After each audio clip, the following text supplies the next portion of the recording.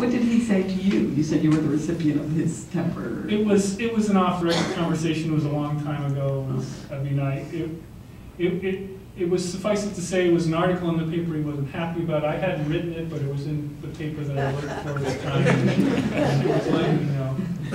He didn't threaten me. It was just, he didn't say got hot under the collars. I understand this. This is something that happened. It was a first for me.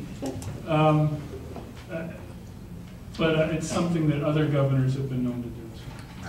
In fact, he wasn't governor at the time. He was attorney general. Bill Cunningham, you talk about the infrastructure around him, that he refused to bring in new, fresh people. Do you think that's part of the personality? Well, I've actually been exposed to the tempers of various governors, a U.S. senator, mayor, various and sundry candidates, and I'm reminded. I just reminded myself that Moses had a temper, Jesus had a temper. You don't get very far without one, you know. Oliver Wendell Holmes was quoted as talking about FDR. He said he's a second-class intellect, but he has a first-rate temper. You know, you need that. But at some point, you got to moderate it a little bit, perhaps. Bill Clinton had a temper. I think that's been documented. Richard Nixon had a temper. They all were very successful as politicians up to a point. And so temper is not really the issue. If you really firmly believe in something, you want to fight for it, and you think you've been unfair, you're allowed to have a temper. You're human, and you're allowed to believe strongly in things. But you also should have that, you know, in a car, when you put a limit on how fast you can go, it's called a governor. A governor needs a governor. And so does a senator, so does a mayor sometimes. And to get something accomplished, sometimes you don't pursue the whole loaf. You take half a loaf. You take 75% of a loaf. You know, Mike Bloomberg, nobody suffered more in the polls than Mike Bloomberg in his first term. But I would argue that it was based on policy decisions he made that were very unpopular and unpalatable. And he believed they had to be done. He went out day in and day out, faced the press, faced the public, explained why he did what he did, talked about the law about balancing the budget. He had to raise taxes. Now, we didn't really urge him on to, in the middle of all this, to ban smoking in bars.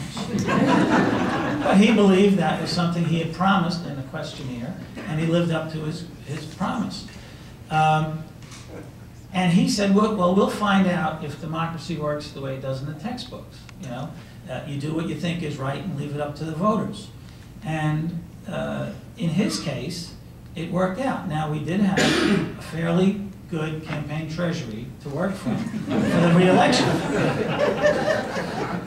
We didn't have as large a fundraising list as Senator Obama had, but our per donor amounts were good enough to carry us through. Now,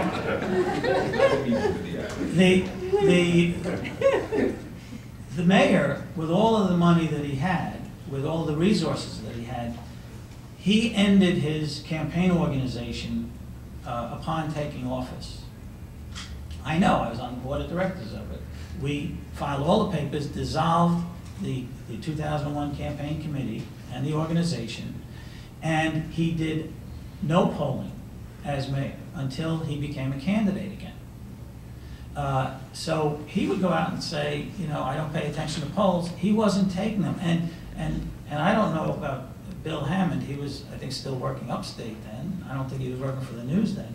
But I'm sure that Wayne and everybody else searched high and low to find evidence of a poll that Bloomberg was doing. Well, he wasn't doing them. And you don't have to, because Quinnipiac and Marist and CBS, New York Times, and everybody else is doing polls. And if you just want to know sort of the broad strokes of what's on people's minds and where they're leaning and which way they're headed, those polls are fine. When you get into a campaign, you need different things from a poll. But your temper and your personality are only important when they bring you into sort of, you know, dead-end alleyways or cul-de-sacs. And Troopergate, which we've gone on ad nauseum about, longer even than Hillary discussed healthcare last night, which is a much more important issue than Troopergate. But whatever Troopergate is, fish or fowl, felony or just political pranks, that's not the key point. The key point is the governor and his team wandered in there or charged in there, and then they couldn't figure out a way out. Then they brought up licenses.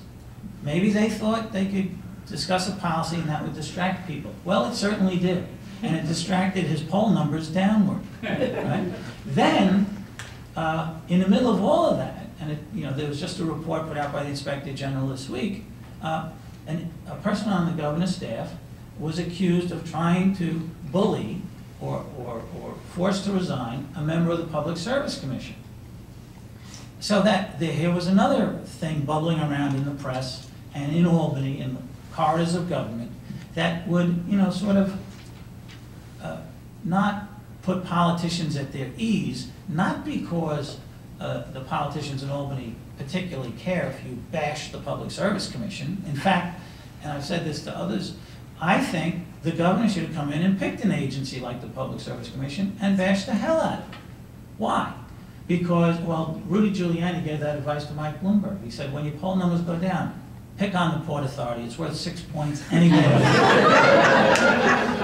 Well, Bloomberg doesn't play that way. But in Albany, if you want to show that you can play the game, and by the way, one of the ways of moving legislators is showing them you can play their game and beat them at it, or outsmart them, or outflank them. And they didn't do that. Did you ever watch the movie Glory? The great strategy of the Civil War, charged straight into those cannons over there. Well, that's what they did for a year. Doesn't mean the Union Army won't ultimately win the Civil War, but you're going to suffer a lot of damage that you may not have needed to take.